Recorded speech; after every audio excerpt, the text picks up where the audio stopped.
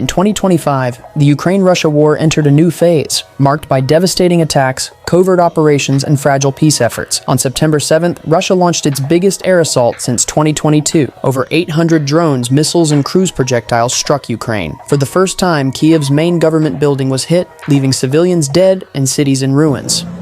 Earlier in April, tragedy struck Kryvyi Rih, where a missile killed at least 20 people, including 9 children. In Sumy, another strike the same month caused dozens of deaths and wounded many, including children.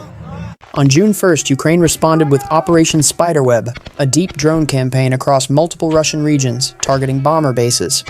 Around the same time, the Crimean Bridge was damaged and briefly shut down after a powerful strike near its supports. Meanwhile, diplomacy made headlines. In June, direct talks resumed in Istanbul for the first time in years. Prisoner exchanges offered hope, but no ceasefire emerged. Russia pushed for territorial concessions while Ukraine firmly rejected giving up Donetsk and Luhansk. Land swap proposals were hotly debated but unresolved. The human cost kept rising. Thousands more civilians were killed or displaced, and Ukraine's defense ministry warned it would need at least $120 billion in 2026 to sustain its defense. As 2025 moves forward, the front lines remain active, Ukraine's air defense is under constant strain, diplomacy at a deadlock, and the global community watching closely. The war is no longer only fought on battlefields, but also through resources, alliances, and narratives.